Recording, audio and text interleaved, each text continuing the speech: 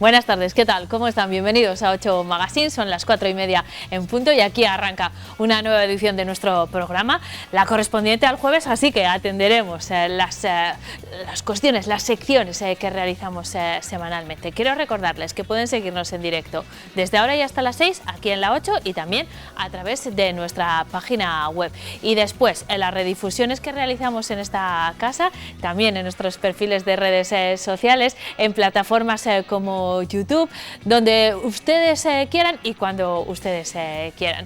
Los jueves ya saben que empezamos el programa abriendo tiempo de tertulia, repasando la actualidad.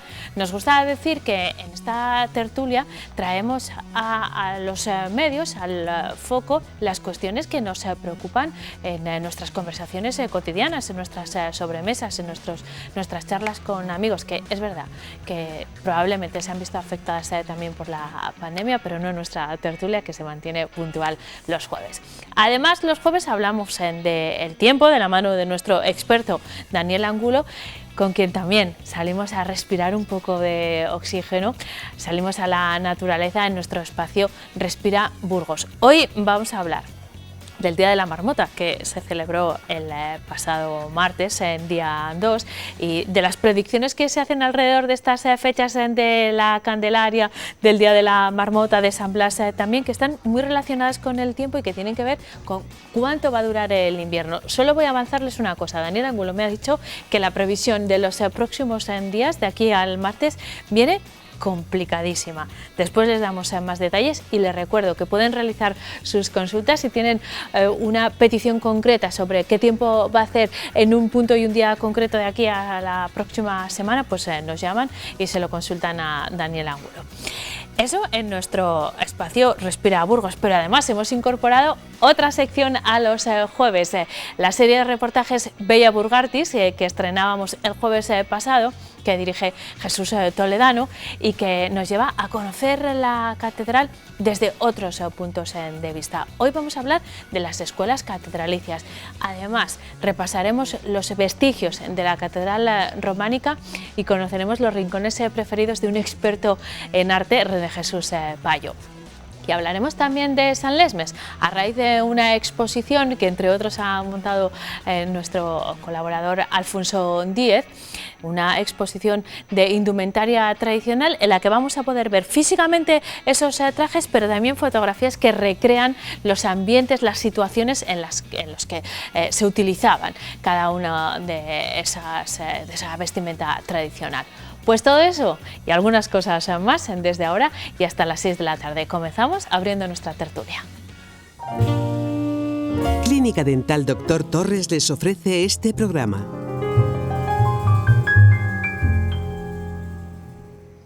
Una tertulia en la que esta tarde me acompaña Mar González. ¿Cómo estás? Bienvenida, Mar. Muy bien, buenas tardes. Hacía semanas que no nos veíamos, yo creo que desde el año pasado igual, ¿no? Pues sí, en este saloncito que tenéis montado no había estado desde el año pasado. Yo creo que nos pasa a todos que ahora cuando nos vemos en persona vas recordando cuándo fue la última vez. Sí, además hablamos a menudo también de la diferencia del concepto del tiempo que tenemos en este periodo tan especial. Me acompaña también Miriam López Maqueda. ¿Cómo estás, Miriam? Bienvenida. Tú sí has venido este 2021, ¿no? Sí, he estado ya en este saloncito, como dice Mar, sí. Bueno, bienvenida también.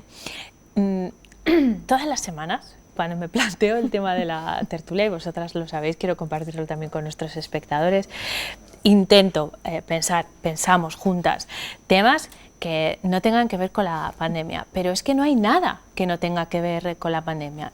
Nunca tratamos los temas sanitarios porque hay que tratarlos con todo el rigor y desde el punto de vista científico y sanitario, pero es que al final toda la vida está afectada por esta situación de una manera u otra.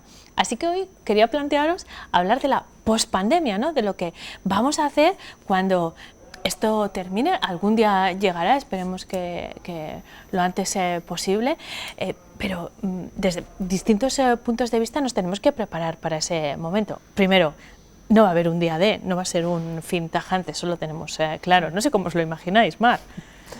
Yo es que creo que hay muchas de las cosas a las que nos hemos acostumbrado que no se van a marchar. Entonces habrá que ver... ¿Las buenas o las malas? del día a día, de lo que ha supuesto, de medidas, de algunas distancias, de algunas costumbres, de un modelo de vida que creo que cambiará. Entonces, yo quiero imaginarme la pospandemia, no sé si lo más parecido a lo que teníamos antes, pero es que cuando lleguemos allí ya no seremos los mismos. Entonces, esto es como el río, ¿no? Como Miriam, ¿qué te parece? ¿Cómo vamos a llegar a ese momento? Me parece mal. A ver, comparto lo que dice Mar y lo intento integrar, pero me niego a aceptar, ¿no?, que alguna de las costumbres que hemos incorporado permanezcan o que nos acostumbremos, ¿no?, porque eso significa también que no vamos a vivir intensamente como vivíamos antes, ¿no? Es verdad que igual perduran en el tiempo un poquito, pero no para siempre, ¿no? A no ser de que lleguen más pandemias y ya, que ese es el miedo, ¿no?, también que se acabe esta, pero que vengan otras.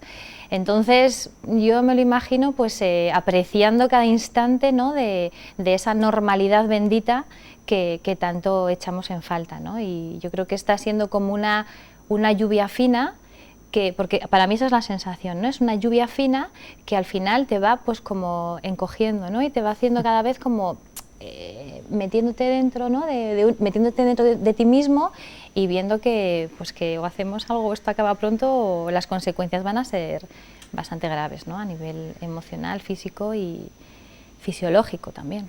Ahora, en este nuevo vocabulario que hemos incorporado a raíz de la pandemia, desde el confinamiento, por ejemplo, que es una palabra que utilizamos, la propia palabra pandemia, que es tan frecuente, ahora yo lo que más oigo últimamente es la fatiga. La fatiga. Sí, la fatiga emocional que tenemos a causa de la pandemia, ¿no? Claro. Que va a dejar secuelas, como tú decías, emocionales, más allá de las secuelas sanitarias, que claro, son las más graves, en grupos de gente más joven, las mayores afecciones son de salud mental, ¿no? Y eso es algo que se está registrando de forma preocupante. Pero como queremos poner un punto positivo, bueno, pues no nos vamos a quedar en esa cuestión, sino en las cosas que queremos hacer, ¿no? ¿Qué es lo que más añoráis? Justo ahora mi realizadora me decía, he buscado imágenes del Sonorama porque creo que los conciertos, ese tipo de un festival como el Sonorama, con tanta gente, con tanta oferta musical, es algo ahora mismo impensable y que muchos añoramos. No sé si van por ahí vuestra imaginación post pandemia o no. Marc, como hoy no está muy positivo, creo que no piensa en el Sonorama. No, a ver, o sea, yo creo que se me pasó quizás estos chips que cambias y antes sí que pensaba más en qué es lo que voy a hacer el día que pueda hacerlo y ha llegado el punto de decir, o aprovecho cada día con lo que tenemos ahora y qué es lo que puedo hacer ahora que hay que consultarlo. Claro, que también hay que seguir un mapa y decir, ¿qué podemos hacer? Pues venga, vamos a hacerlo y a disfrutarlo. Disfrutar este momento antes de esperar porque ya no sé lo que vendrá después. Pero si tengo que quedarme con algo, y igual os va a parecer una tontería porque quizás aquí mismo lo haya criticado muchas veces, es esto de no se puede criticar nada, pero los que somos padres, un cumpleaños con niños, o sea, el pensar... No te creo. El pensar que mis hijos puedan celebrar un cumpleaños que el anterior lo celebraron pegados a una pantalla, el que puedan celebrarlo con sus amigos, con la familia, con todas esas cosas de las que hemos renegado muchas veces. Sí, que en un momento dado nos saturaban. Que nos saturaba el decir, porque a veces cogías la agenda y claro, pues tiene muchos amigos y después tengo un cumpleaños, y nos hemos quejado, yo creo que incluso aquí lo hemos hablado alguna vez. Sí. Yo fíjate, ahora... Cumpleaños, sí. Yo no. Yo cumpleaños de niños de momento no lo echo de menos. Yo echo mucho de menos viajar. O sea, para mí viajar, salir, ¿no? Esa sensación de libertad, echo mucho de menos espacios con mi pareja, ¿no? Porque precisamente el estar tanto tiempo en familia, pues también implica, ¿no?, un desgaste importante.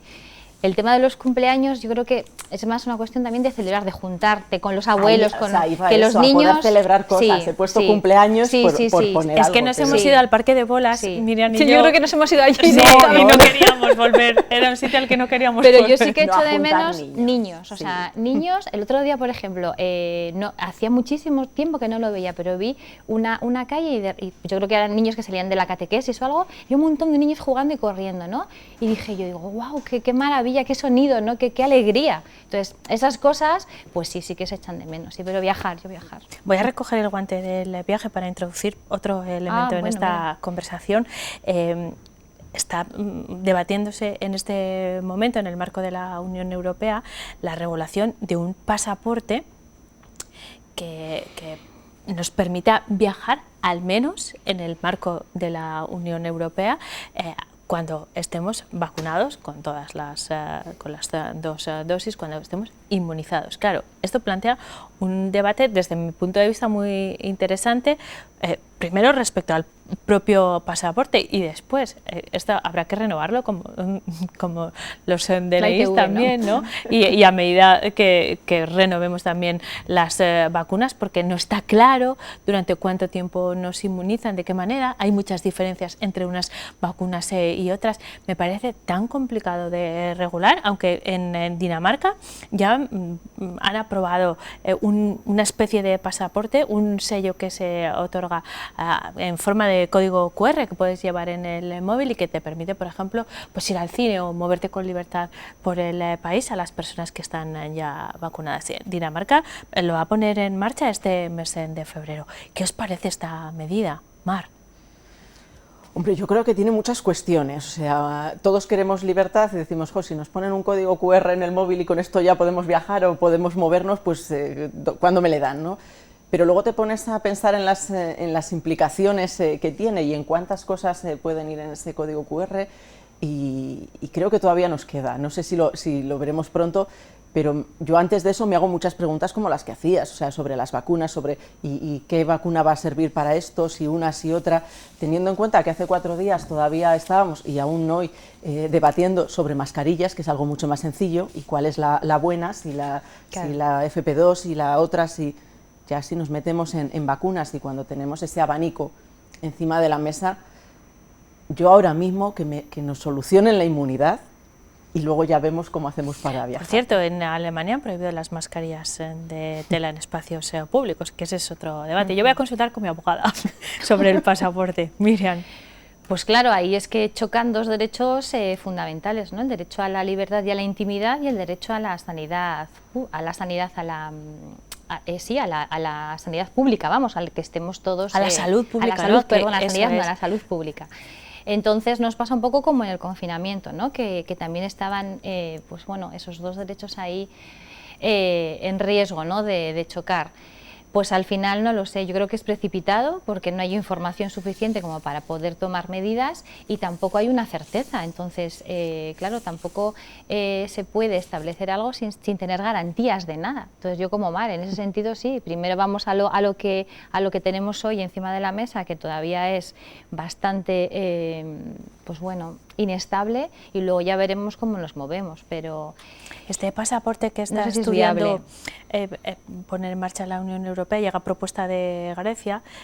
Claro, al final el sector turístico, que está sufriendo muchísimo las consecuencias de esta situación, presiona también para que, bueno, lo antes posible se pueda recuperar, al menos, insisto, en el marco de la Unión Europea, ese flujo de personas, de viajeros, y países como España o Italia están muy de acuerdo por el mismo motivo. Al final hay un interés económico también, pero claro, antes de que empezase el proceso de vacunación también se hablaba de un certificado. Sí.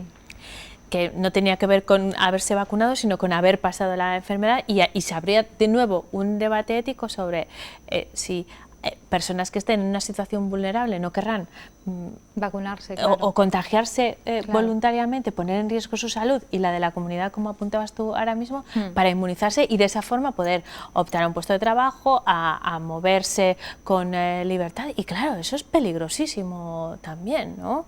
El certificado no es el pasaporte, es un certificado de inmunidad que tampoco sabemos. Es que no existe, claro, que no es...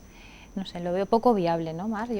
Hombre, yo creo que lo que tenemos que ser conscientes es que con esto no solo estamos hablando de COVID, claro, estamos hablando de muchas otras cosas. Estamos hablando de abrir la puerta a un determinado estilo de control o modelo de control de la ciudadanía, que no es la primera vez que se habla de ello y que En otros contextos pues, en otros países, en ocasiones, no, es que todos están ubicados con el teléfono móvil y el sistema dice inmediatamente con quién te has relacionado y con quién, y aquí estamos con los rastreadores, que es un modelo distinto.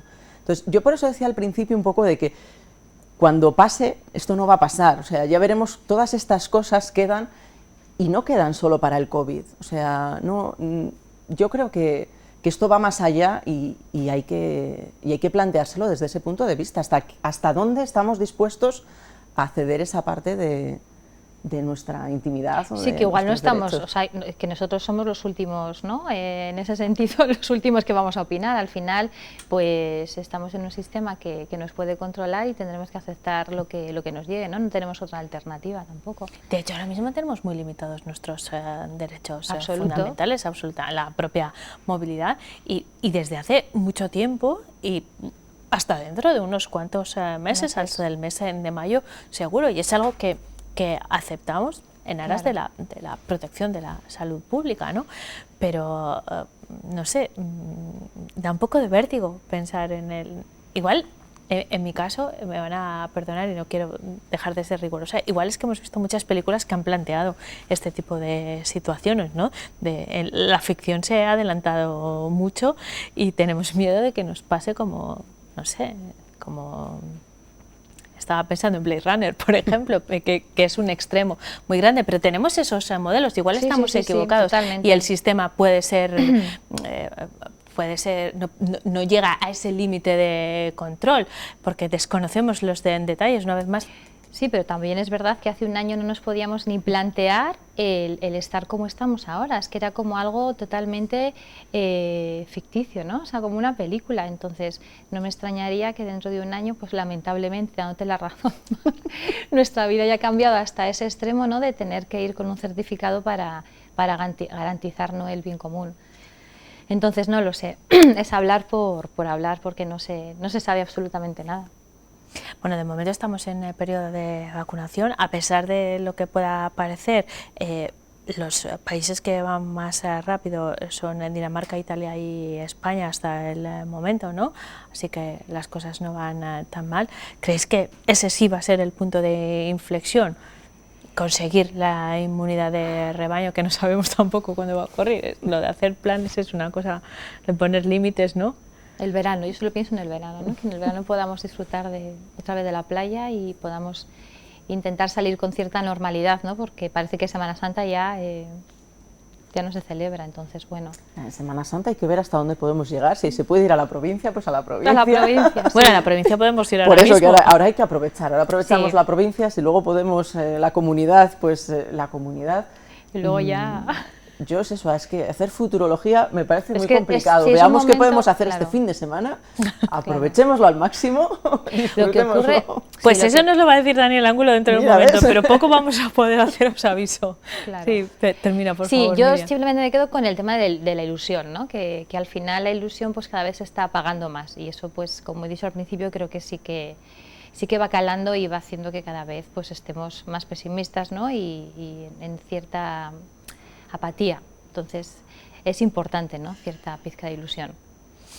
Para que no nos ataque la fatiga pandémica, a la que me refería al principio, bueno, lo tenemos que dejar aquí, pero la próxima semana, no sé si vendréis alguna de vosotras, pero ya os anuncio que abriremos uno de nuestros clásicos. Cada mes de febrero repasamos la situación del amor y las relaciones amorosas de pareja o poliamor o bueno... Pareja y COVID podría ser, ¿no? Porque tienes ahí un melón también importante. Importante, desde luego, pareja o relacionarse en tiempos de COVID sí. Es complicado. Bueno, pues ese va a ser el tema de la semana que viene, que al final siempre pasa por la pandemia. Es un placer charlar con vosotras, incluso del COVID. Muchas gracias a las dos por haberme acompañado. Nos vemos muy pronto. Y a ustedes les vamos a llevar hasta las loras, ya que no podemos, como decíamos en la tertulia, movernos mucho. Vamos a llevarles de forma telemática a un lugar que necesita de una protección para que podamos continuar visitándolo. Nos lo cuenta Noelia Ordóñez. Adelante. Este campo petrolífero de La Lora, en Burgos, tiene ahora enfrentados a dos ministerios. El de Transición Ecológica pone en marcha la segunda fase de desmantelamiento, mientras que el de Cultura tramita que se declare bien de interés cultural. Ya no hay vuelta atrás, se han cumplido 4 años del cierre del campo petrolífero de Ayoluengo, pero lo que piden ahora en la comarca es que no se produzca el desmantelamiento total de esta explotación, una cuestión que tiene enfrentados en estos momentos a dos ministerios. Primero peleamos porque la producción no se parara y bueno, dado que no lo hemos conseguido y que bueno, las nuevas dinámicas de política van dirigidas más al entorno renovable, al entorno más ecológico, pues el petróleo lo desecharon y a nosotros pues, bueno, nos hicieron un flaco favor, evidentemente parando la única industria que había en el municipio. Si bien es verdad que bueno, ya desde el 2018, en vistas de que el desmantelamiento era firme, pues empezamos a trabajar en que quedaran, ¿no? Esos monumentos, que es como nosotros les tratamos en la Panamera de La Lora. Monumentos que a nosotros nos han identificado a lo largo de estos 54 años, que han servido para que nos conozcan, para que sea fuente de visita, fuente de turismo y bueno, y peleamos porque sigan con nosotros. 4 años después del cierre de este campo petrolífero, solo quedan 18 bombas de extracción. El desmantelamiento total de la explotación cada vez está más cerca, a pesar de los intentos por evitarlo del Ayuntamiento de Sargentes de La Lora y de numerosas instituciones regionales. Es un lugar de interés científico y cultural y por ello piden, tal y como lo está tramitando el Ministerio de Cultura, que se declare bien de interés cultural. Según las propias declaraciones del Ministerio, va a ser un proceso lento y eso realmente es lo que nos preocupa, que sea demasiado lento y que llegue tarde y que puede darse la paradoja de que se declare como bien de interés y que se haya desmantelado el campo. Entonces, este proceso que efectivamente parece ser que va a ser lento, pues choca un poco con la urgencia que ahora mismo se necesita el proceso para poder mantener el propio campo, ¿no? Las propias infraestructuras. El día 8 nos reunimos a varias bandas entre la Junta de Castilla y León, a través de la Dirección General de Patrimonio, nos reunimos con el Ministerio de Cultura, con Hidrocarburos, bueno, un sinfín del Ayuntamiento, un poco, pues bueno, a ver en qué se convierte toda esta pelea, todo este trabajo. Todo ello viene también dado, pues bueno, aparte de haber incoado el expediente, sino también por la cantidad de apoyos que hemos recibido, ¿vale? De distintas organizaciones a nivel nacional en defensa del patrimonio industrial. Los recuerdos y la rabia se agolpan en la mente de José Manuel al ver la explotación en la que trabajó durante más de 25 años prácticamente desmantelada. Como él, llegaron a trabajar hasta 500 personas, duplicando el número de habitantes de la localidad. Hay que intentar que se mantenga lo máximo que se pueda. Tampoco queremos que nos dejen pozos y eso, que el desmantelamiento le pueden hacer igual, pero las réplicas no las pueden dejar. Para hacer turismo, como digo, y para que la gente, pues los que vengan dentro de 40, 60 años, que vean que la historia que se ha vivido aquí, que sabía que hay. Porque es parte de la historia de nuestro país, no ya de este pueblo, ni de Burgos, sino de la historia del país. Es el único campo petrolífero terrestre que hay en España y en gran parte de Europa. Es algo que la gente no conoce, que merece la pena ser visto in situ. Entonces, para nosotros es importante que no se desmantele todo el campo, por lo menos que quede algún caballito, que lo dejen ahí como muestra de lo que hubo aquí hace algo más de 50 años, para que no se pierda. El de La Lora es el único campo petrolífero de tierra de España y el único cargadero que se conserva. Dicen que apenas se ha sacado pues un 18% del petróleo que hay debajo, en el suelo.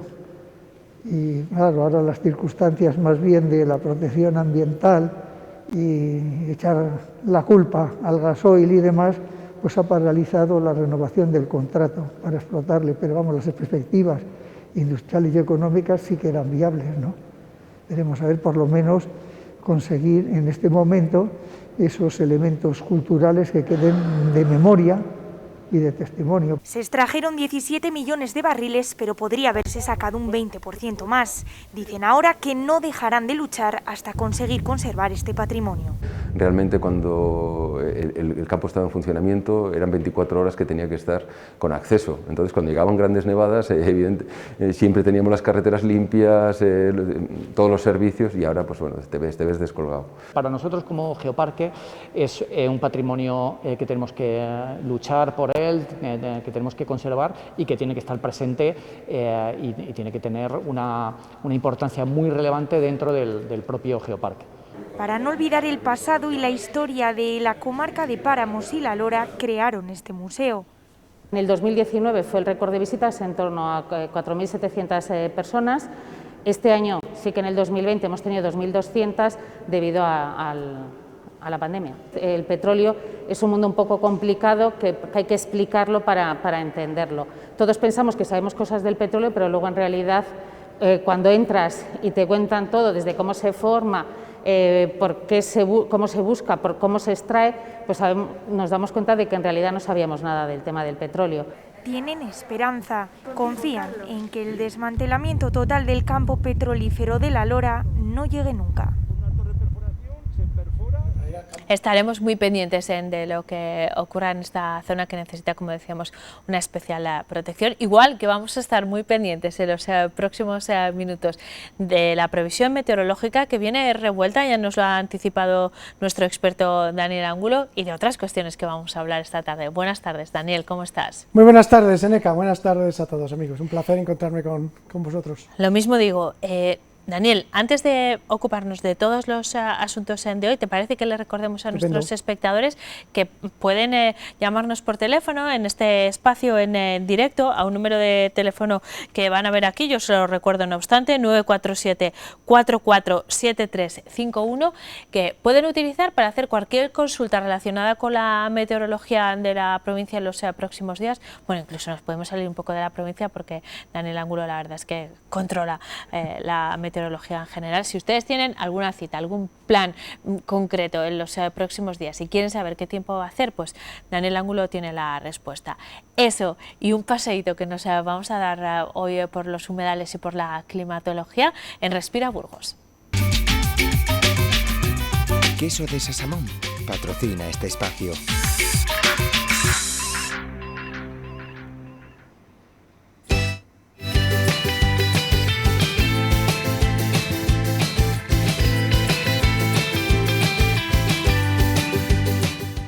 Daniel, vamos a empezar hablando del clima porque estamos en un periodo, ya nos has explicado que lo más crudo del invierno se terminará la próxima semana, ¿no? A mediados de febrero, pero sí, sí. ¿Cuánto vaya a durar el invierno? Se puede observar en estos días, ¿no? En esta semana en los que se ha producido el famoso Día de la Marmota, que es famoso porque es en Estados Unidos, pero aquí sí, ya se analiza también desde... La Candelaria es una fecha importante para los aficionados a la meteorología, a las cuestiones del clima, ¿verdad? Así es, efectivamente, estamos en las fechas o en el momento más importante del invierno, porque la Candelaria, San Blas, marcan lo que es el ecuador precisamente del invierno, es decir, han pasado desde que comenzó el invierno, el pasado día 21 en este caso de diciembre, 44 días y faltan otros 44 hasta el 20 de marzo para que acabe el invierno. Y antiguamente, pues ya cansados del invierno, por estas fechas ya decía la gente, pero bueno, ¿qué va a pasar? ¿Va a seguir el invierno? ¿Va a suavizarse? Porque a veces hay años que ya una vez que entramos en lo que es después de San Valentín, lo que decías tú, porque el pleno invierno es desde enero hasta San Valentín, y luego ya pues en la segunda quincena de febrero hay algunos años, este año todavía no lo sabemos porque queda mucho, pero que ya se ha ido suavizando, hemos visto días, y hay un no sé qué ya por esas fechas que se respira a primavera. Bueno, pues ya cansada la gente de tanto invierno, se preguntaban por estas fechas qué tiempo iba a hacer en las próximas semanas y iba a seguir. Entonces, aquí en España se tenía la tradición de mirar al cielo y se decía, si la Candelaria llora, el invierno fuera. ¿Qué significado tenía esto? Pues significaba que si por estas fechas, en torno a la Candelaria, se ponía a llover, el invierno ya pues iba a ser más suave. ¿Por qué? Tiene su explicación científica, aunque es un refrán, que bueno, parece que... Claro, casi todo tiene un origen... Que en estas épocas dice ya está desfasado, ahora miramos los modelos meteorológicos de predicción, pero tiene su explicación. Y es que el invierno normalmente aquí en Burgos es anticiclón de heladas, como lo que tuvimos en la segunda semana de enero, de heladas, y así continuaba hasta primeros de febrero. Si ya por esta época empezaba a llover, quiere decir que las borrascas del Atlántico empezaban a llegar, pues ya esas borrascas traen vientos del Atlántico más templados, más suaves, y entonces pues el invierno se suavizaba. Entonces por eso decían, si la Candelaria llora, es decir, si se pone a llover por estas fechas, el invierno es fuera, y efectivamente tiene su explicación, porque es señal de que ya han empezado las borrascas del Atlántico, como este año ha ocurrido, que ha ocurrido un poco antes, y ya va a ser el invierno más suave. En Estados Unidos se observaba la marmota, en este caso la marmota Phil, que se hizo muy famosa pues a partir de esa película que todos hemos visto, y que es Atrapados en el Tiempo, ¿no? Y que, pues bueno, ahora en estos días yo la veía, porque la tengo en casa, y digo, pues es muy parecido a lo que viene ocurriendo estos días, que hacemos todos los días lo mismo, trabajo, casa, trabajo. Es verdad, el día de la paseos, marmota. Yo algún paseo que doy, nada más, paseos, pues, la gente... Bueno, pero eso pasaba porque la película se repetía el mismo día y el pobre Bill Murray estaba todo el día, pero la cuestión de la marmota depende... Sí, la marmota era lo mismo. Pero sí, eso lo hacen en realidad. Sí, se el día 2 de febrero. Con mucha parafernalia y mucha fiesta que se ha convertido. Este año pues sin espectadores, pero se ha seguido observando. Entonces se observaba la marmota. Si salía de su cueva y la marmota veía su sombra, es decir, porque había sol, era señal de que el invierno iba a continuar. Si por el contrario la marmota salía y no veía su sombra, es porque estaba nublado, porque estaba lloviendo. Lo mismo, y porque lo mismo que el mismo es. significado. Porque ya empezaban las borrascas del Atlántico, porque se había marchado ya esta estabilidad del invierno y porque ya pues el invierno se suavizaba. Parece ser que en Estados Unidos ha visto la marmota, además estaba nevando este año, porque salió la marmota y estaba nevando, que el invierno va a continuar allí siendo más duro. Y aquí, pues bueno, esa es la pregunta, ¿qué día hacía el 2 de febrero, el martes? Pues tuvimos un poco de lluvia, así que parece ser que el invierno, pues ya de ahora en adelante puede ser más suave. También en España miramos el comportamiento de los animales y nuestras marmotas, digamos por decirlo de alguna forma, nuestro animal de referencia son las cigüeñas. El día 3, día de San Blas, todo el mundo conoce el refrán, por San Blas la cigüeña verás. Lo que pasa, que ya lo dijimos en su día, las cigüeñas en los últimos años ha cambiado su comportamiento, porque en vez de hacer todo ese viaje peligroso para ellas, donde se las cazaba, bueno, pues ahora lo que hacen es quedarse en los vertederos. Y precisamente dábamos unas imágenes del vertedero de Palencia, que estuve yo hace unas semanas, viendo allí cómo había cigüeñas y cigüeñas por todas partes. Pero la cigüeña, como digo, igual que para los de Canadá y Norte de América es la referencia a la marmota, pues para nosotros son las cigüeñas. Así que sí que hemos visto cigüeñas ya en los campanarios estos días. Quien tenga la suerte de tener un nido de cigüeña cerca, ¿no?, puede observarlas, y sí que han venido. Así que bueno, todo nos indica que según las tradiciones, pues va a ser el invierno más suave. Aunque este fin de semana vamos a tener otra vez un retroceso al invierno, porque van a bajar las temperaturas. Luego bueno, hablamos, eso te lo dejo para luego. Al final haremos un repaso, Daniel Angular, un repaso de la previsión de cara a las próximas jornadas. Pero hablando de cigüeñas, Daniel, nos has hecho llegar unas fotografías de un observatorio de cigüeñas que nos va a servir también para unir este tema con el siguiente, que es el de los humedales. Podemos ver esas imágenes. Son fotografías de un observatorio. Sí, es un observatorio, fíjate, que, bueno, esto lo tenía yo en archivo, y es un observatorio hecho para observar una zona húmeda, una zona encharcada, donde han dicho las cigüeñas, pues mira que bien, aquí en lo alto hacemos nuestro nido, y ahí se han colocado a hacer las cigüeñas el nido. Y yo siempre que voy a ese observatorio, pues lo primero que hago es mirar las cigüeñas, hacer la foto de las cigüeñas. Lo que pasa es que, claro, luego la gente se sube a observar y las espanta y se marchan. Entonces, no llegan a criar en ese sitio, porque mucha gente va allí al observatorio a ver la charca y a ver las aves que hay en ese humedal, de allí donde está el observatorio, porque los humedales, y así enlazamos con el lente, son, la verdad, una fuente de vida. ¿Por qué hablamos de humedales, Daniel? Eso es. En ¿Por este qué momento vamos a hablar de humedales? Pues porque el día 2, el Día de la Candelaria, fue precisamente el Día Mundial de los Humedales. Esas zonas que albergan una biodiversidad de vida muy importante, que hace unos años, bueno, en los años 50, pues eran consideradas zonas a desecar. Una política se hizo pues totalmente nefasta, unas ideas totalmente erróneas, porque los humedales, como vamos a ver ahora en un vídeo, son la verdad un potencial de vida, y además tienen muchas muy buenas referencias. Las imágenes que estamos viendo corresponden, son imágenes de nuestro archivo, sí, de nuestra provincia, de Villalba de Duero, una provincia en la que, como me ha contado Daniel Ángulo, no tenemos muchas zonas de humedales. Enseguida vamos a ver un vídeo de Global Nature que se refiere a este espacio en concreto, a esta forma de espacio. Exactamente. En nuestra provincia los humedales no son muy abundantes, tenemos de todo, rocas, montañas, pero bueno, en cuanto a humedales sí que tenemos, como estas lagunas de Villalba de Duero, tenemos también las lagunas de Gallangos en el norte, y tenemos algunas otras lagunas por la zona sur de la provincia, pero no tenemos así zonas extensas como hay, por ejemplo, en Palencia, la laguna de la Nava, o en Zamora, las lagunas de Villafáfila. Y allí, en esas zonas, precisamente la Fundación Global Nature está haciendo una labor muy importante de conservación y de divulgación. Si quieres, vemos el vídeo y luego adelante. Hablamos.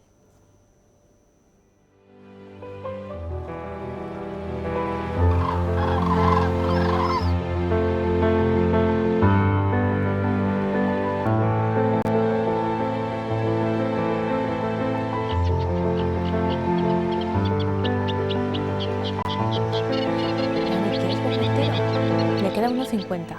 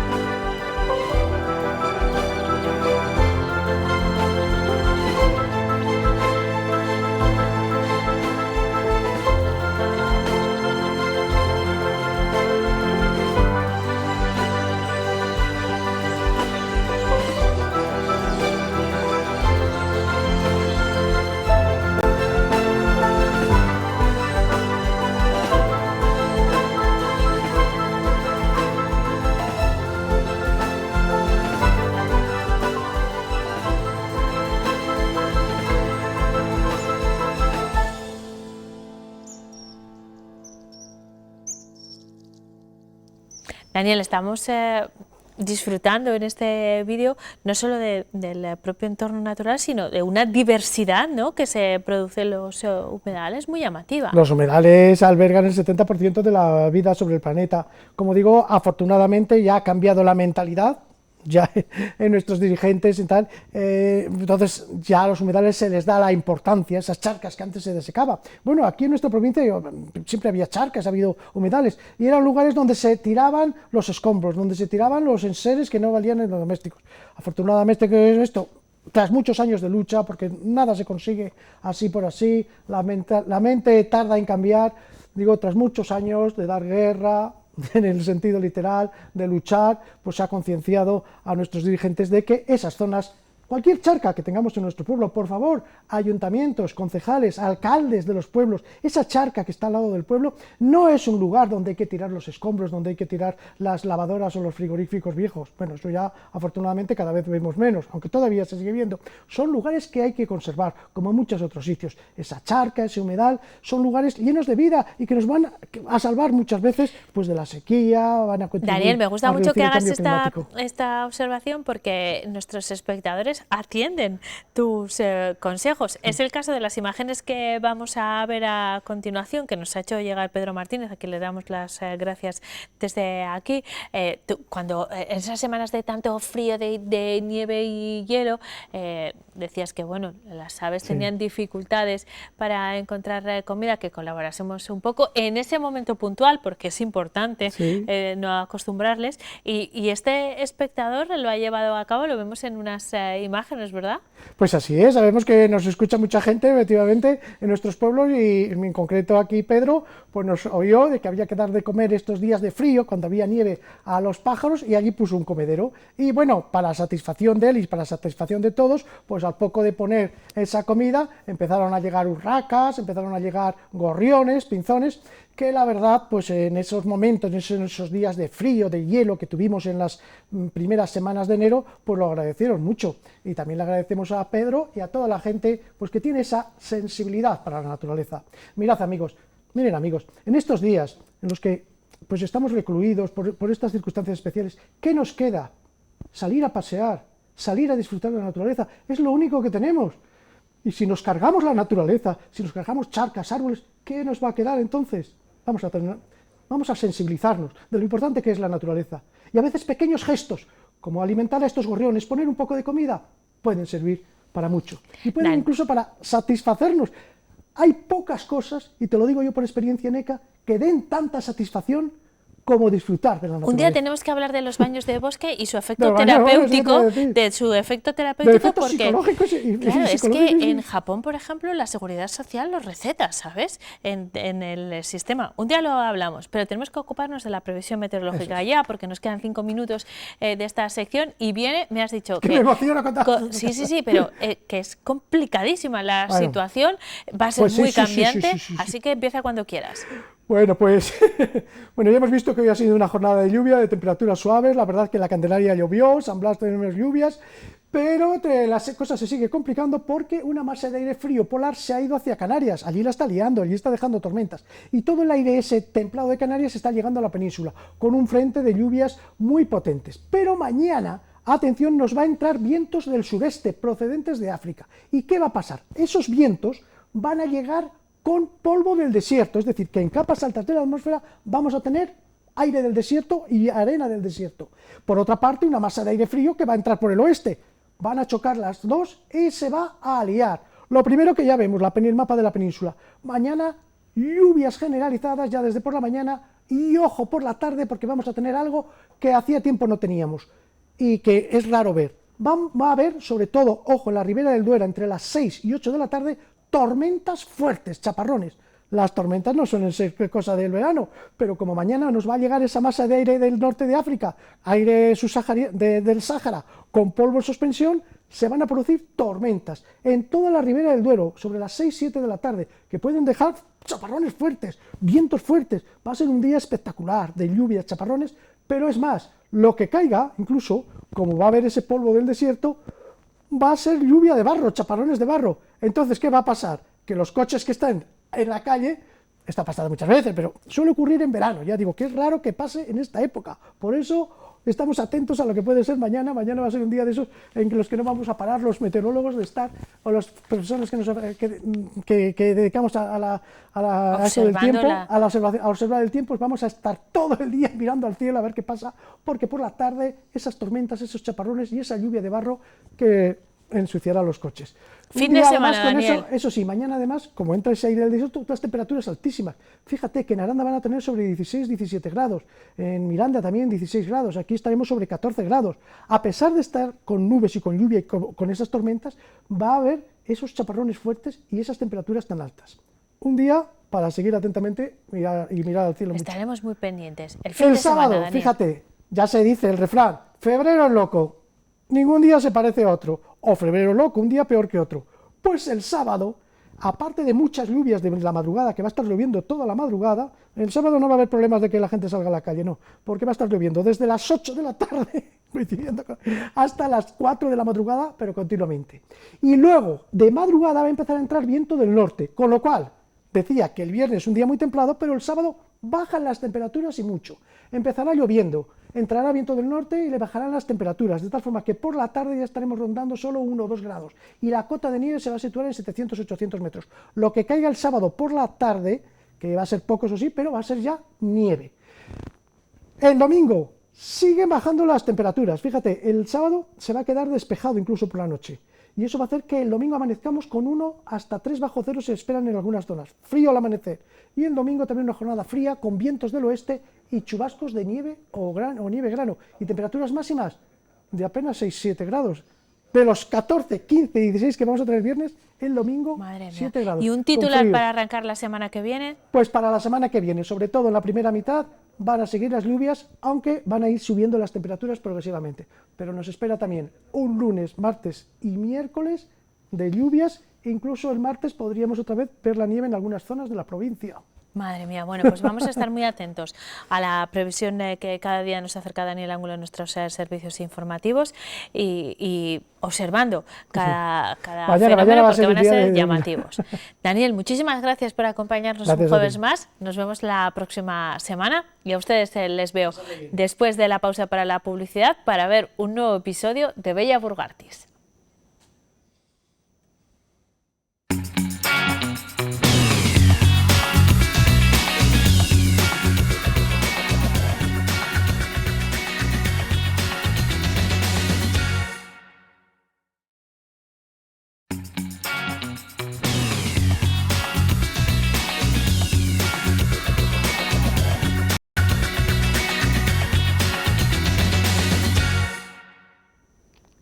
Como todos los jueves desde hace una semana, volvemos a abrir nuestro espacio Bella Burgartis para disfrutar de un nuevo capítulo, el segundo de esta serie que dedicamos a la catedral en la conmemoración de su 8º centenario. Una serie que presenta y dirige Jesús Toledano y que nos lleva a descubrir rincones desconocidos de la Catedral de Burgos. Hoy, en este segundo episodio, las escuelas catedralicias, vamos a conocer esa vertiente educativa que en algunos momentos ha tenido la propia catedral, que tiene muchas facetas. En 800 años ha tenido muchas facetas y las continúa teniendo, entre ellas la educativa. Pero también vamos a conocer los vestigios que quedan de la antigua catedral románica. Lo vamos a hacer de la mano del catedrático de Historia del Arte, René Payó, que además nos va a desvelar sus rincones preferidos de la catedral. Abrimos de nuevo Bella Burgartis.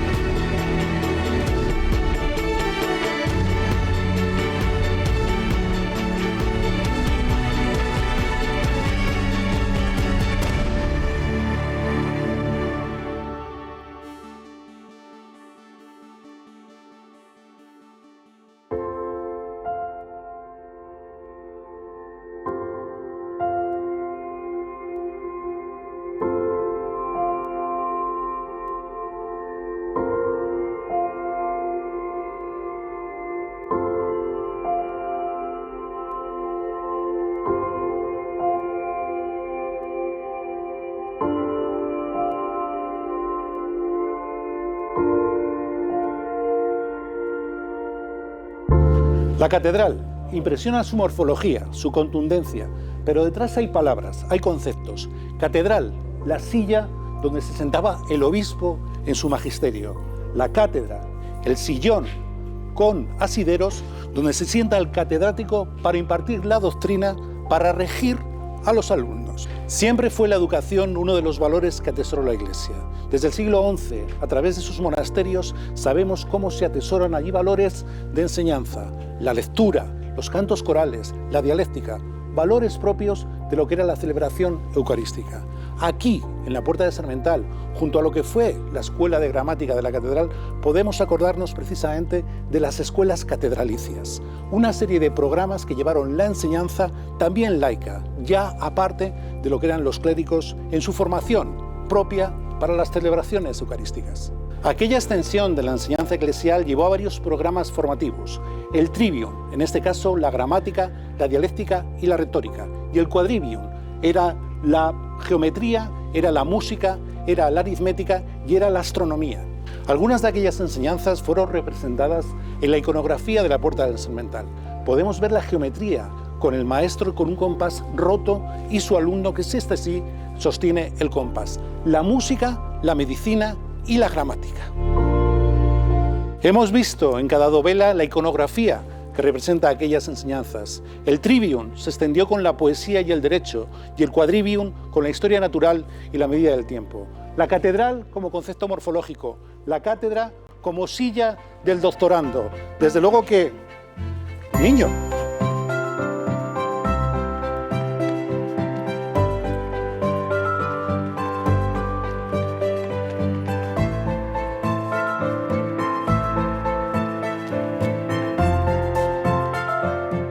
colacao? No. ¿Unas canicas? No. ¿El libro de los Hollister? No. ¿Un caramelo de Cuba Libre de Pinedo? No. ¿Los Juegos Reunidos Hyper? No. Ya sé, se trata de una obra de Darío Regoyos. En ella, el autor simboliza nuestra catedral a través de metáforas de color.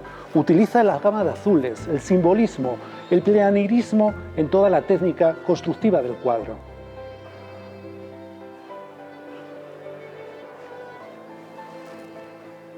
¿Cómo te llamas? René.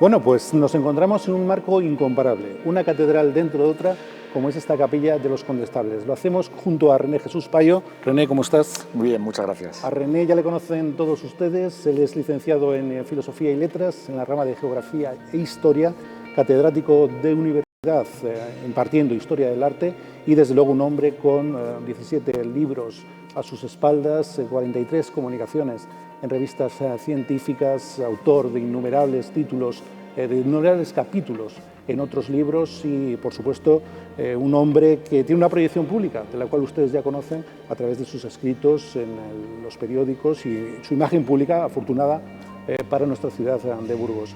Es miembro de la Real Academia de Bellas Artes de San Fernando, miembro de la institución Fernán González y de la Academia de la Historia. En un programa como este, en el cual hemos hablado de la Escuela Catedralicia de las Enseñanzas, no podía faltar René. René, hemos visto a ese niño, que no sabíamos quién era, robándonos la cátedra de televisión y al final nos ha dicho que se llamaba René. En ese sentido, yo te quiero preguntar, lo primero, ¿cuál es tu influencia en esta sección de los primeros pasos en la catedral? ¿Cuál es la influencia? Primero, ¿cuál es la primera vez que llegaste a esta catedral, que la pisaste? Pues bueno, se hunde en la noche de los tiempos, hace muchísimos años. Creo recordar que la primera vez que visité la catedral fue de la mano de mi abuela Casilda. Mi abuela Casilda, que era muy devota del Cristo de Burgos, una mujer que le gustaba mucho la lectura, le gustaba muchísimo la historia, y me trajo en una ocasión al centenario del Cristo de Burgos. Entonces entramos a la capilla del Cristo de Burgos, me impresionó muchísimo la imagen del Cristo. Una imagen por su realismo. Por su realismo, a un niño verdaderamente eso le impacta, le llama muchísimo la atención.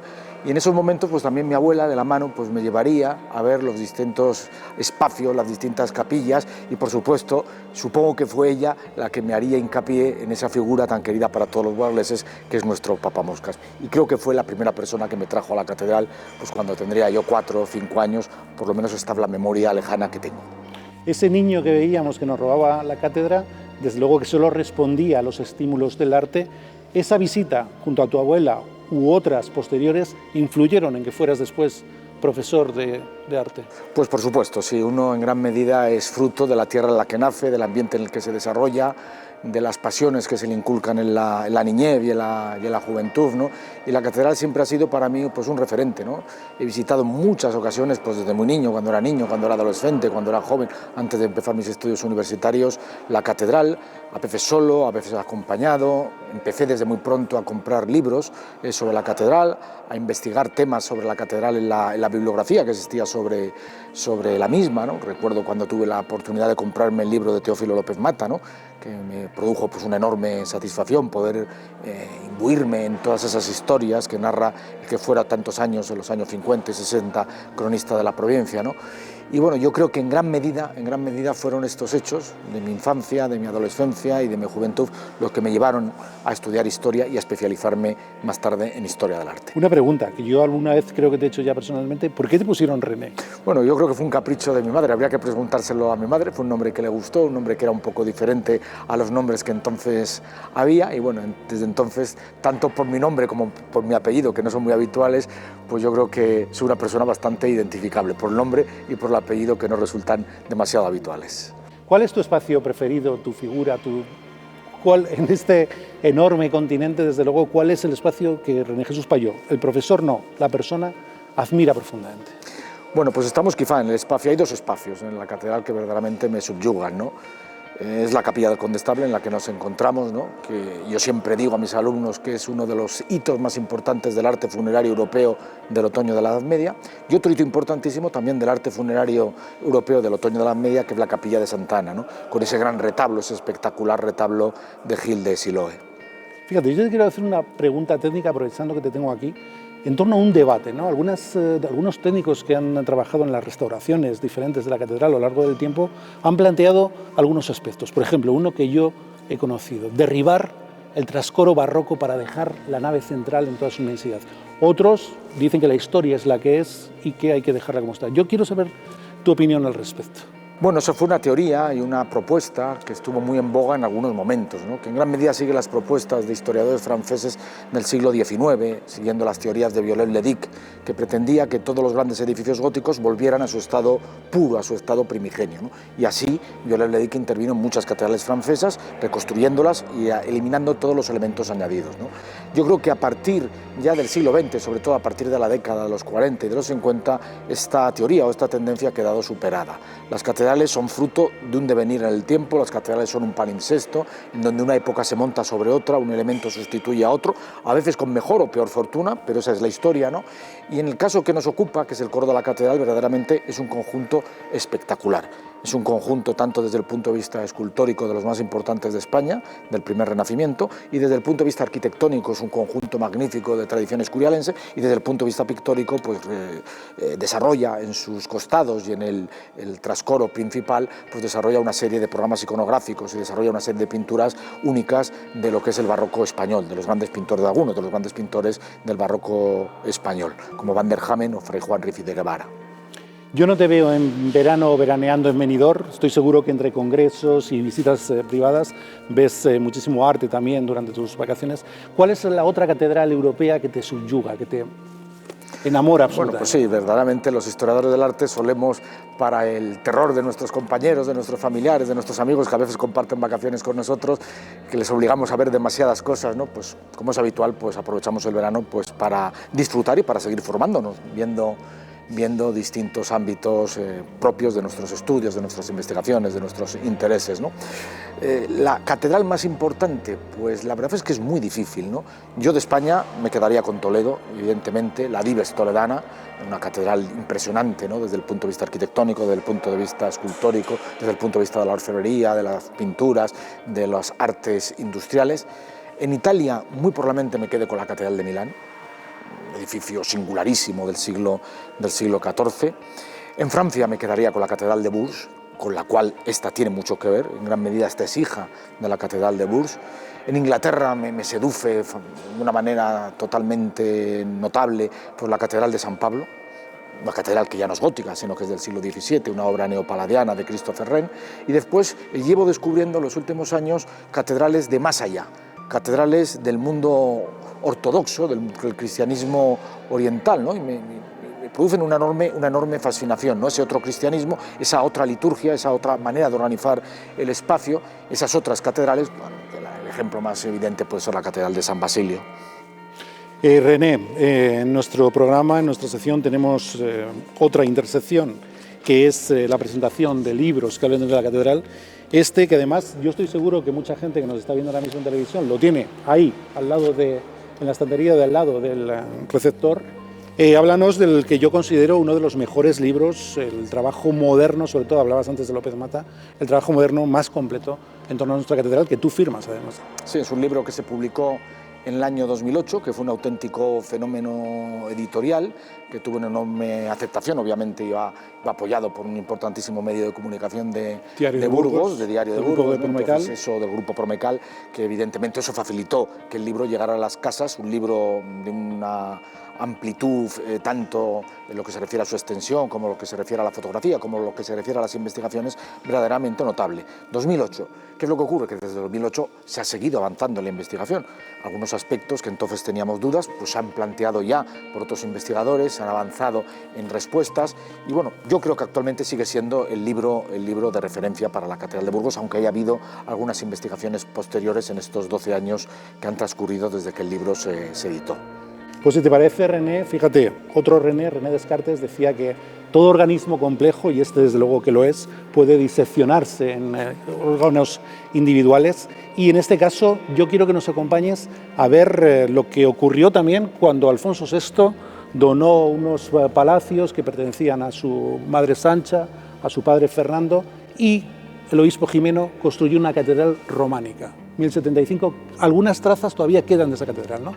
Quedan intuiciones, no se han hecho excavaciones arqueológicas, por lo tanto lo que suponemos es a través de intuiciones que tenemos en relación con los módulos, de cómo era la volumetría de las catedrales románicas. Tenemos algunas piezas, como la antigua claustra, que se conservan ligeramente.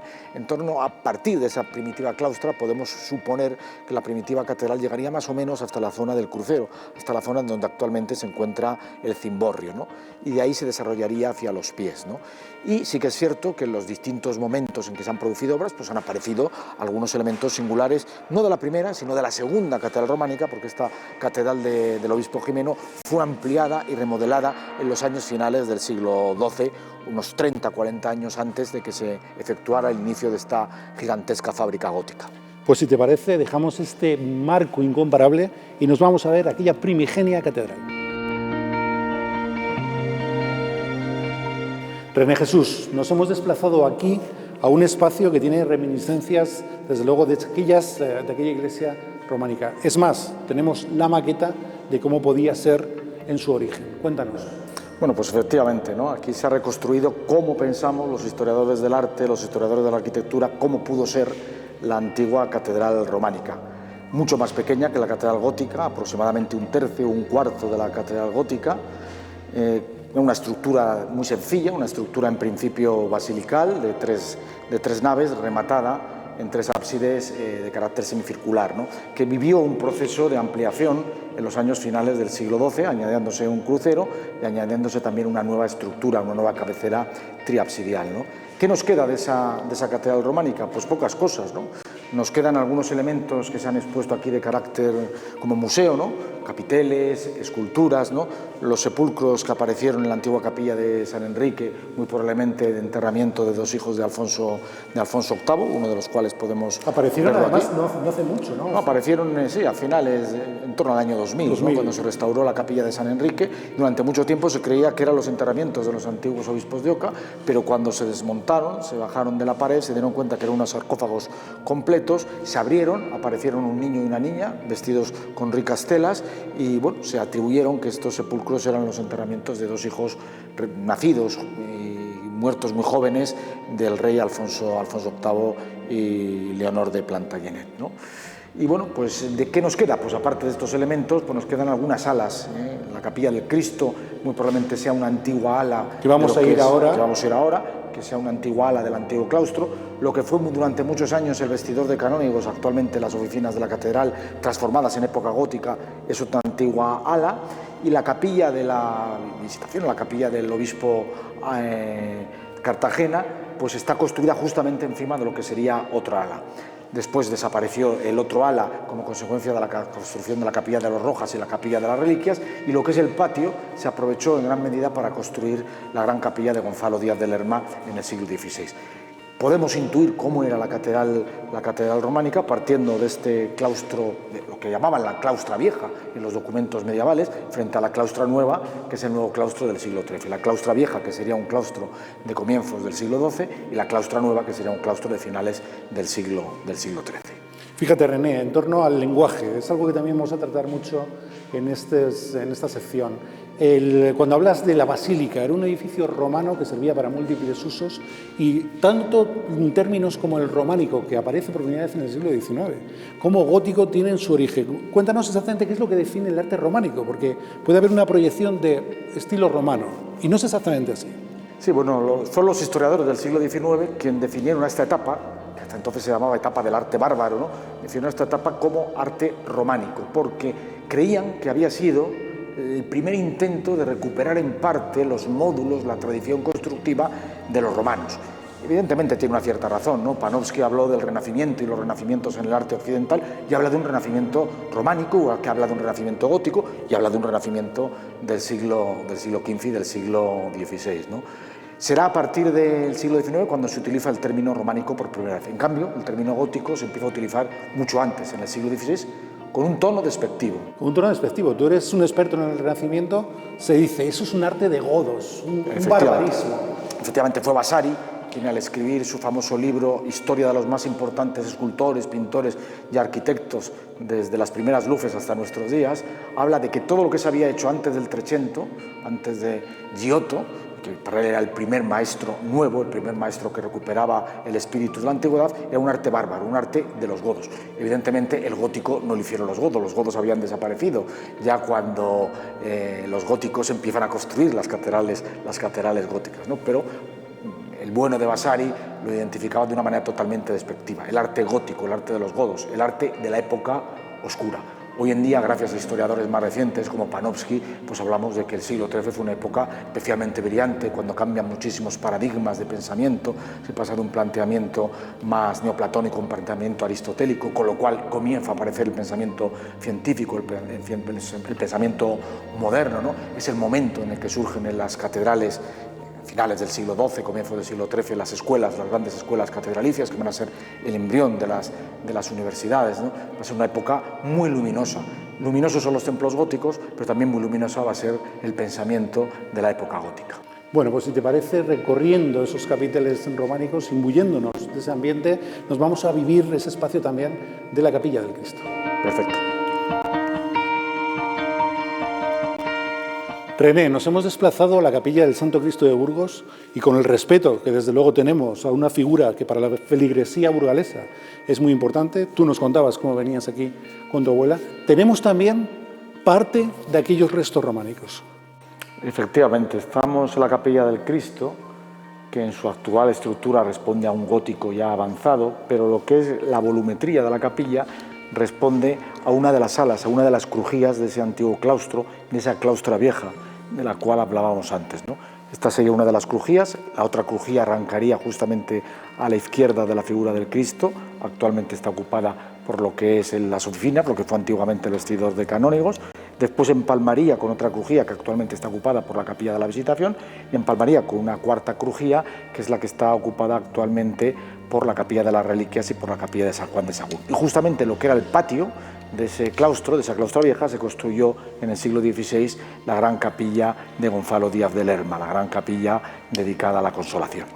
Por lo tanto, cuando nos acercamos a la Puerta del Sarmental y vemos las oficinas de la catedral, ya estamos también ahí sintiendo lo que fue aquí la primigenia catedral romana. Efectivamente, cuando nos acercamos a la entrada de la catedral estamos ya acercándonos al ámbito donde estuvo la primitiva catedral, incluso cuando se tiró el Palacio Episcopal, el viejo Palacio Episcopal en la segunda década del siglo XX, pues aparecieron embutidos en la estructura del antiguo Palacio Episcopal, que era un edificio del siglo XVI, aparecieron embutidos algunos restos de tradición románica, que son los que actualmente presiden la Plaza del Rey San Fernando. Esos dos arcos de la Plaza del Rey San Fernando provienen de las primitivas construcciones del antiguo complejo catedralicio de época románica. Pues René, en este programa que hemos dedicado a las escuelas catedralicias, gracias al catedrático en Historia del Arte, gracias a René, a la persona, por dar esta lección en este maravilloso libro abierto que es la catedral. Gracias. Un auténtico placer.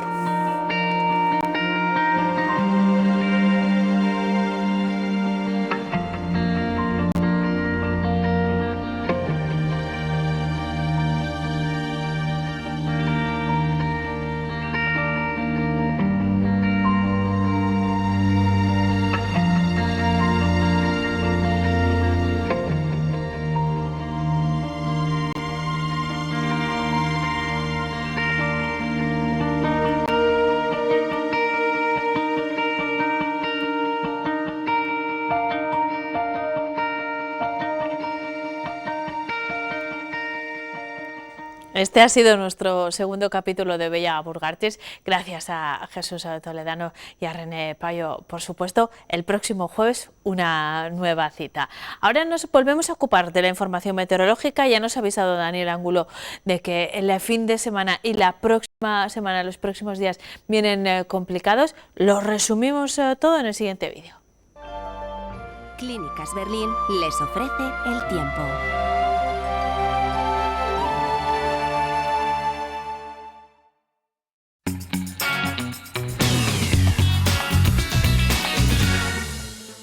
El avance de un frente cálido que iba entrando por el sur esta mañana ha hecho que los cielos estuviesen nubosos en toda la provincia. Así nos lo mostraba la webcam de Huerta de Rey, donde han tenido una mínima en la pasada noche de 5 grados con una décima.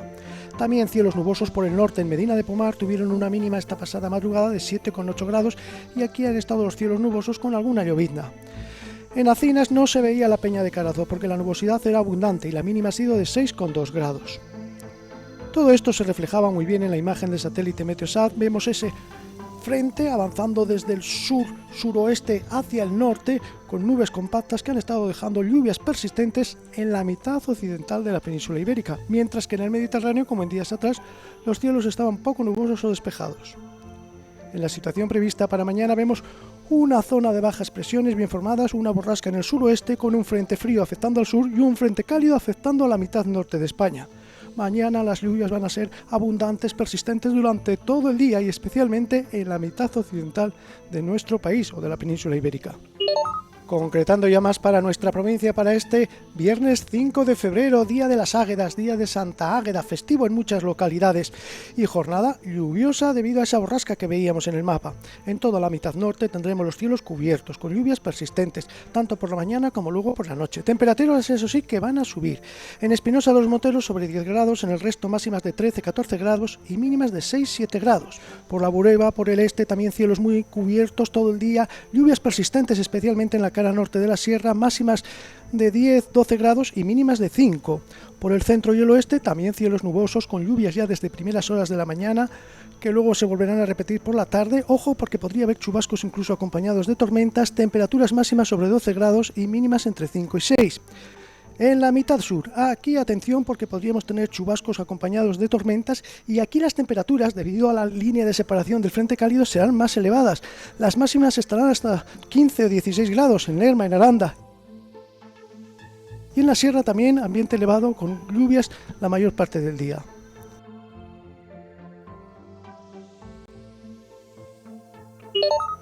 Mañana en Burgos capital, jornada de cielos muy nubosos con lluvias persistentes y subida de temperaturas apreciable.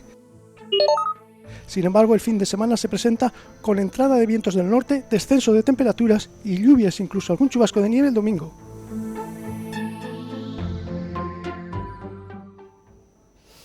Ya lo han visto, ya nos lo había avisado también nuestro experto en meteorología Daniel Angulo. Las precipitaciones nos van a acompañar durante todo el fin de semana y en el arranque de la próxima semana y además van descendiendo paulatinamente las temperaturas. Hacemos un alto en el camino aquí en 8 Magazine, pausa para la publicidad, pero tenemos cosas que contarles a la vuelta. Hasta ahora.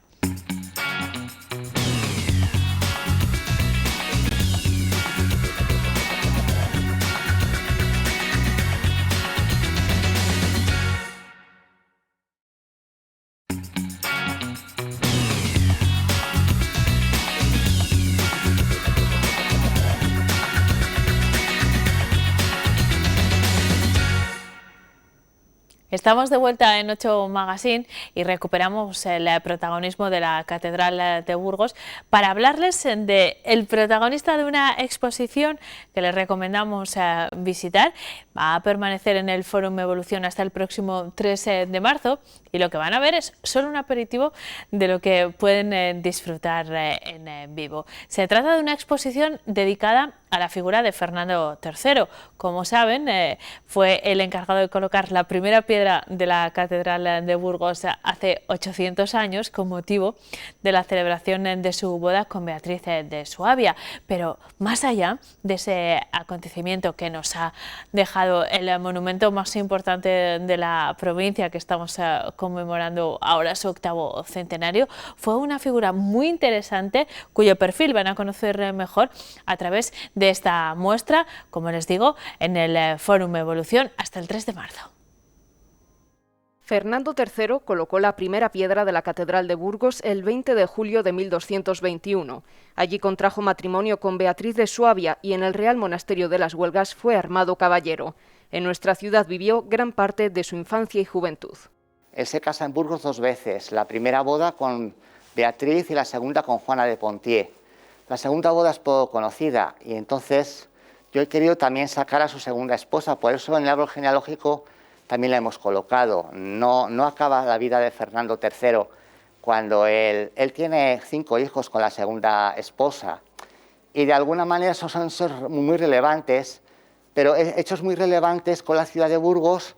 Hombre, el poner la primera piedra de la catedral, pues evidentemente que sí. Son hechos vinculados a su política, a la confirmación de los fueros de muchos pueblos de la provincia, como Castrojeriz, Medina de Pomar, que ya estaban con fuero, pero él lo que hace es reconfirmarlo, o también, de alguna manera, cómo apoya a algunas comunidades monásticas. Esta muestra, impulsada por la Fundación Octavo Centenario de la Catedral Burgos 2021, rememora el estrecho vínculo del monarca con nuestra ciudad a través de medio centenar de piezas procedentes del templo y la diócesis de Burgos, las catedrales de Valladolid, Palencia, Zamora, Toledo, Santiago y Sevilla, la Real Academia de Bellas Artes de San Fernando o el Museo de Bellas Artes de Córdoba. Lo que se ha intentado armar es una exposición pues con piezas de diferentes lugares que nos trataran también de recuperar la memoria. Yo me hubiera gustado poder traer otras, pero ha sido imposible. Hemos contactado con Patrimonio Nacional para que vinieran piezas, hemos contactado con el Museo Arqueológico Nacional, pero algunas las tienen en exposición firme ellos y no las podían prestar. Hablamos de instituciones como el Museo Lázaro Galdiano, al que también hemos recurrido. Bueno, realmente yo creo que lo que se ha podido traer creo que es bastante digno y representativo y con piezas verdaderamente emblemáticas, que además rematan pues, con la presencia de la reliquia de San Fernando. Yo quería que el rey estuviera presente de alguna manera, bueno, pues qué mejor que con su propia reliquia. La exposición rinde tributo al monarca aunando el rigor científico con una dimensión comunicativa y plástica que hacen accesible la historia a los visitantes.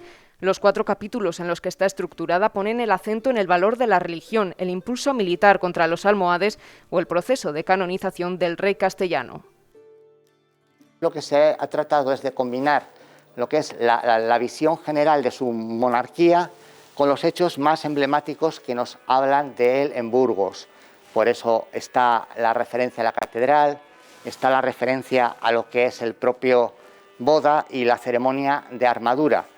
Y en torno a esos temas se han ido articulando pues, la selección de las piezas, donde pudieran mostrar quiénes eran los que participaron en ellas, y con piezas que fueran de diferente época. Como veis, no hubiera sido imposible rellenar todo con piezas de la época de Fernando III, porque algunas están en un estado de conservación muy precario.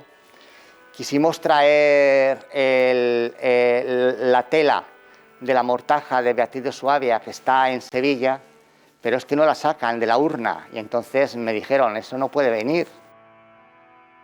De entre el medio centenar de piezas expuestas destacan el pendón cristiano de las Navas, restaurado para la ocasión, la Virgen de las Batallas, elaborada con marfil policromado en el siglo XIII, procedente de la Catedral de Sevilla, la escultura yacente del obispo don Mauricio de la Catedral de Burgos y uno de los mayores tesoros de la biblioteca capitular de la Catedral de Santiago de Compostela, el tumbo A, que solo pudo contemplarse durante la primera semana.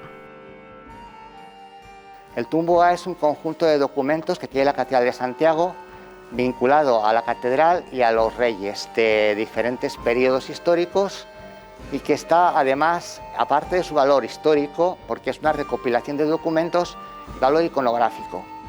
Contiene la imagen, digamos, más antigua y singular de lo que es Fernando III en la iconografía que conocemos, esa miniatura.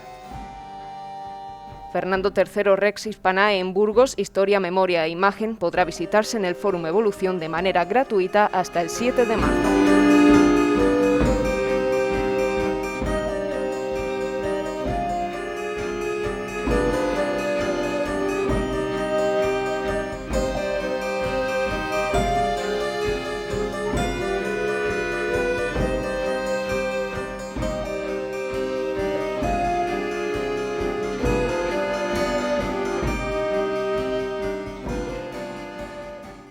Tomen nota de esta propuesta expositiva, pero mañana les acercaremos más en nuestro Fila 8. Entonces les ofreceremos también un reportaje que tenemos previsto acercarles hoy sobre la exposición que con motivo de San Lesmes acoge el monasterio de San Juan y que entre otros ha montado Alfonso X sobre indumentaria tradicional, y además hablaremos de psicología, de criminología y conoceremos a un novelista arandino. Todo eso será mañana a partir de las 4:30. Nos vemos entonces. Gracias por su compañía.